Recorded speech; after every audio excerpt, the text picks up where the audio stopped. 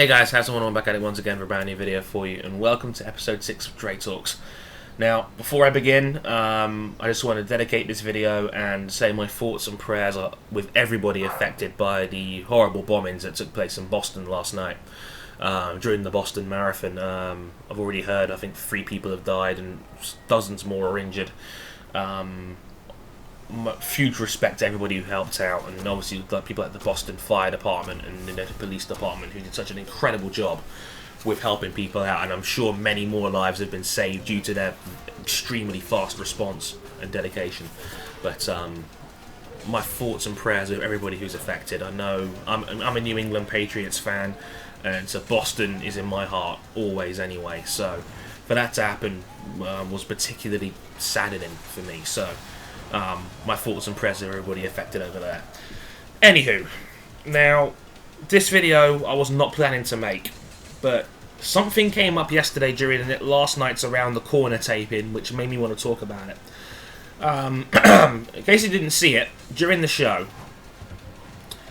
Ryan, L83, you may know him as Ryan Littlemore on YouTube, sent a link to me on Twitter during the show to talk about as a topic during the show. And the link, it was on BBC Sports Formula 1 page, and it was a interview with Sir Stirling Moss. Sir Stirling Moss is basically regarded as one of the greatest Formula 1 drivers to have never won a world title. And he came out and said that he said that women lacked the mental aptitude to be a part of Formula 1. And it was more of a reference to Susie Wolff's development and progress in terms of the Williams team in Formula 1 and relating back to that. And, the debate that kicked off between him and her about, women's mental strength to be in Formula 1. And on the show, and I agreed, it was universal to me that basically, I think Stirling Moss was way out of line with those comments. I think he was discriminatory, I think he was sexist. Pardon me, back off in there. Discriminatory, sexist, and just flat out disrespectful towards women and trying to progress in the world of motorsport. And there's been developments in the last 10 to 20 years for women in motorsport to try and take advantage of these opportunities and try to get into the sport. So I think Stirling Moss was pretty darn disrespectful, and it's especially triggered something with me because talking about mental aptitude, or the lack of it, so to speak, in his case, because I was born with Asperger Syndrome, and that is a mental deficit in itself, and I found that extremely disappointing that someone of Moss's status, and he's generally beloved and respected by everybody in the sport of Formula 1. So for him to come out and say something like that, I found that extremely disappointing and saddening, really. Especially as someone who has, who doesn't have supreme mental health, who does have, mental health issues and was born with them. Even if it was only minor, it's still something I found very disappointing. Now, for those who didn't see Around the Corner last night, yes, I was born with Asperger Syndrome, and this is what this video is going to be all about. It's going to be all about my personal experience about dealing with Asperger Syndrome. It's AS, also known as Asperger disorder, AD. It's an autism spectrum disorder, and it's characterized a lot by difficulties socially, and people, it affects certain people in different ways. It's not the same for everybody. But the general rule of thumb with Asperger's is that it hurts people with social interaction, and it often has like restricted and repetitive patterns of behavior or interests. It also can affect your linguistic development as well, so sometimes it can be difficult for that too. Also, a lot of symptoms that come with it are things like physical clumsiness and odd use of language as well. It was first developed around the end of World War II, about 1944 and whatnot. So those who don't know what Asperger syndrome is and how you can relate that back to me, I was born with it. I wasn't even diagnosed with Asperger's till I was like 14, 15, going through high school.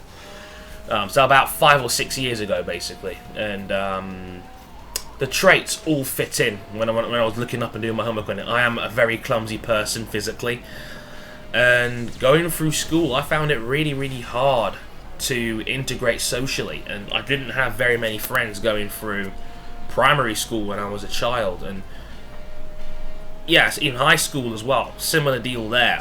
I did not have very many friends. I mean, a lot of people spoke to me casually, but I couldn't say I was friends with very many people, or people I would pardon me, actively make an effort to go out and talk to. So, you know, it wasn't...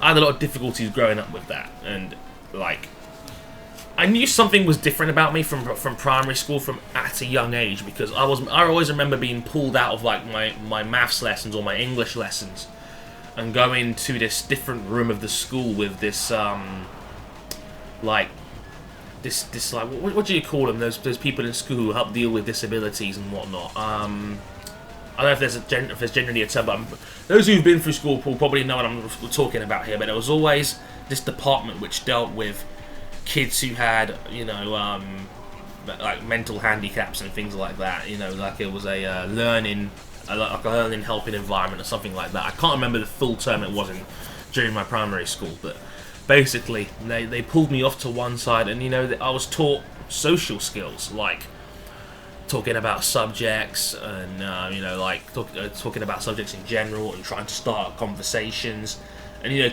learning things like trying to keep eye contact. So I already knew from a young age that something was different about me growing up. Like, I wasn't the usual person. This doesn't happen for everybody. It only happened for me, and I didn't know why. My mum had told me from a young age I was born with a speech and language disorder as well. So, I was born with a stutter. I still stutter to this day, actually. It just only happens really when I'm stressed, or when I'm under pressure, or when I'm angry, or things like that, or when I'm heated. But it's still there. It pops up now and again. But it was much worse when I was younger. Sometimes I just couldn't say certain words, like, and it was always difficult for me for that, and people didn't understand. I'll be honest, part of me was a bit ashamed that I had this syndrome, or this disorder, you could say, and I wasn't proud of it. I was like, why me, you know? And it was tough. I mean, if everybody watched Dre Talks episode 5 and my last episode, when I was talking about how I was picked on at school for having an Australian accent, imagine that.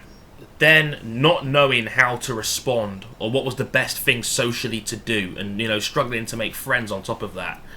Or, for example, being told, you got an Australian accent, you kind of got the didgeridoo going on, and then not realising what that meant, and then coming home, and then maybe later on realising they were taking the piss out of you rather than just, you know, laughing with you, and then you feel even worse. You feel like you're stupid on top of that, because you felt like, why didn't I figure that out at the time? And I avoided, you know, I could have avoided, you know, a whole class laughing at me or something like that. And it was not a very nice time for me. And it got worse when I was in high school, because, you know, the whole puberty thing and whatnot. My voice was even more high pitched going through that time, and, you know, the Australian jokes never went away, really. Not till I was like 15, 16 years old, and people got bored of it, really, and, you know, maybe my balls dropped or something, and then my voice got deeper. But going through high school, that's something that didn't go away either, and it stayed with me for years, and I could never shake it off, and it was horrendous. But people thought, I just laugh along with it, and, you know, I thought that maybe that would get rid of it someday. It didn't, and again, I didn't even realise half the time that people were laughing at me, not with me. And I would come home and I would cry. And I even had like 2 or 3 mental breakdowns at school where I would just snap at everybody. I'd burst into tears. I'd run out of the classroom, or I'd just find a little corner and just have a little cry to myself and think, why me? And why have I got to go through this? And I felt like crap for years going through school. I dreaded going to school. I was like, okay, it's going to be another day of teasing, picking, and whatnot. It was dark. I didn't like it. I mean, I was this close to walking away from my high school in year 9 when I was 14 years old, when I was first diagnosed, and I thought, Jesus. And I just... it's tough to even talk about it now, to be honest. But I'm gonna pull through with this. It's like I didn't pull out of my high school because I feared in the back of my head, what if I go to a different school and then the same thing gets picked up on? Like, what would happen then? Like, I've gone to all that trouble and all that effort to leave school and leave the few people I actually liked to go to a totally different school or environment and then be picked on there too. So that's why I didn't actually leave Drayton Manor, my high school, at the time when I was down there. So I stuck with it, and luckily things did start to ease off after I got through sixth form. But some things like my math classes, when I was sat next to two guys who were putting gum in my hair and taking the piss out of my ex-girlfriend, and you know, the fact I was dating somebody who was in the year below me, but we were only 2 years apart in ages and things like that. For me, back then, having a girlfriend was like me going around the corner, so to speak. Like, that was my first relationship when I was like 15 years old, and like, for me, you know, it was when I was like, when I had Asperger Syndrome, and realizing that, and like knowing that somebody out there liked me enough that they wanted to be my girlfriend, and I was like, wow, I couldn't believe it. Like, that was one of the things that gave me a lot of confidence, which I'll talk about more in a minute. But then everybody trashed me for that. Like, oh my god, why are you dating someone who's a year younger than you? I'm like, she's born in September, I'm born in August. We're like, there's literally 3 weeks between our birthdays. But people like saw the year group difference and thought, shit, you know, he's going out with someone who's a year younger. And you know, you realise kids can be pretty darn cruel at the best of times. And you know, that's nothing that just drained my soul, and that's nothing that didn't go away till I went through sixth form. It's like I was that guy. You know, I was just like that guy who dated the year 10 when I was in year 11 and whatnot, or something like that. We were together for 6 months as well, which was just it was just constant pointing out things, and I was like, just go away, all of you.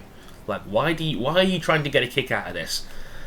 And yeah, just the whole social integration thing, and you know, it was so hard for me to be able to understand people sometimes. It took me years to develop ways of getting around this.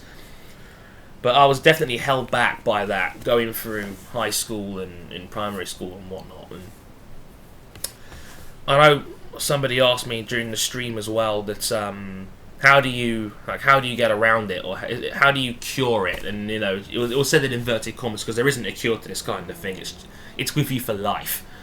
It never really goes away. But what I did to get around this was just basically, I watched a lot of stand-up comedy. I watched a lot of jokes. I watched a lot of my favourite comedians like Russell Peters, Chris Rock, Lee Mack, Adam Hills. And Adam Hills is one of my favourite comedians because he was born with an artificial foot, and he knows, and he's done so much for disability awareness, like doing things like, you may have seen it on British television, The Last Leg on Channel 4, and his stand-up routines and whatnot, constantly refer to jokes about his foot and whatnot, and they're all really funny. And he was one of those comedians that gave me the confidence to go out there and, you know, have a bit more of a character, try to develop some charisma, and, you know, try to be a bit more funny, and, you know, get people to laugh at me, to get people to laugh with me rather than at me a little bit instead. And also, you know, making video blogs when I was in school helped as well, because I think a lot of people, I was in the comfort of my own home. I was more me at home than I was when I was at school. So using that, like making video blogs back then, and then when I came back to school and in sixth form, people found me much more likable and relatable, and a lot more people actually spoke to me, and a lot more people were chilled out when it came to me, and I enjoyed sixth form so much more than the previous years of me in high school. And I basically adapted my style of talking to people.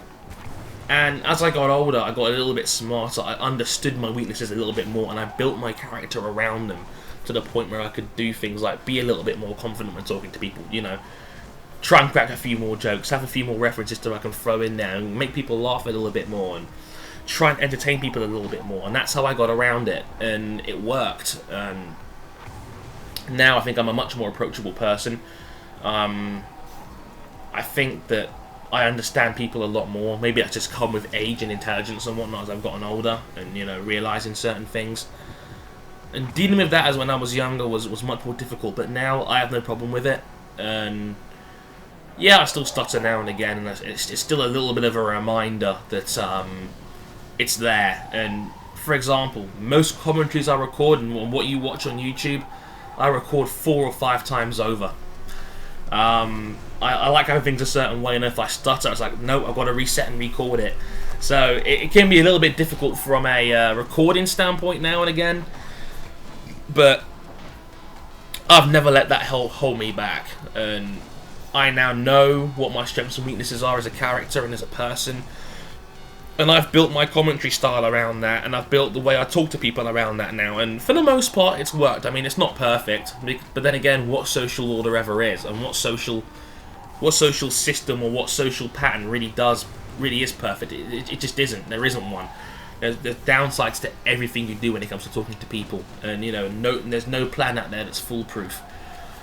But that's how I got around it, and that's the kind of person that I am now. And yeah, I have no problem admitting I've got Asperger's, and a lot of people are so supportive and relatable about it. When I mentioned this during Around the Corner last night, and to those people I say thank you so much.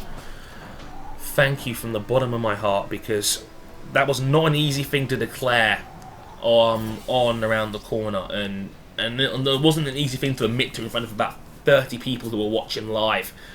And obviously that's now on YouTube for the rest of time, and obviously doing this whole commentary talking about it was probably the most difficult commentary I've ever had to record. But I want to give a special shout out to Jack Pickering, who admitted he was autistic during the stream, and I didn't have a clue, and I would never have known if he didn't tell me. These people are doing this. You're incredibly brave to do this over the internet. So thank you so much for sharing your stories with me as well, and being so thoughtful, respectful, and understanding. I mean, I appreciate it so much. I want to give a shout out to Anton the Beast HD, who mentioned that I think his sister is going through that. I think his sister is autistic. So again, so brave to be able to tell me these things, and I respect these people so much for telling me these things. And one more to Des Richardson, who took the effort to DM me on Twitter to say, look, his niece is going through similar, and it was incredibly brave to do that, and I'm so grateful. And thank you all for all the support, and all the kind words, and all the understanding of what I've had to go through. At the end of the day, I do this because I want you to know about me as a person, and I want you to know the person that you're taking the time out of your lives to watch. I want to be as transparent as possible. I don't like holding things back from the people who take the time to watch me, and I want to be as relatable as possible to those people who take the time out to watch. And I know there's people out there that have gone through exactly what I've gone through, and I'm reaching out to them more than anything else. But I want to be transparent. I want to be approachable. I want to be a good figure for those who take the time to watch in the motorsport community and just get to know me better, because I think that'll make me a more understandable and relatable person in real life and on the internet too. So for those who are watching, and for those who've been understandful, I'm so grateful, and I do really appreciate it. Thank you all so much for the kind words, for the support. It means the world to me. It really does, and I hope you were able to understand what I was going through during the video. And yeah, I think I've run out of things to say really, so I'm going to end it off there. But thank you all so much for watching. I know it's a long video, but you guys always seem to stick around and watch. I'm so grateful, and I will catch you guys probably on Thursday for Season 2 of the online race, and talking more about Stirling Moss's comments from a motorsport standpoint, and why I think he got it wrong, and why I also think Susie Wolff is not going to be as groundbreaking as a lot of people are making it out to be. But I'll talk about that in a future video. I've been Harrison1. Thank you very much for watching, and I'll catch you guys next time. Sayonara.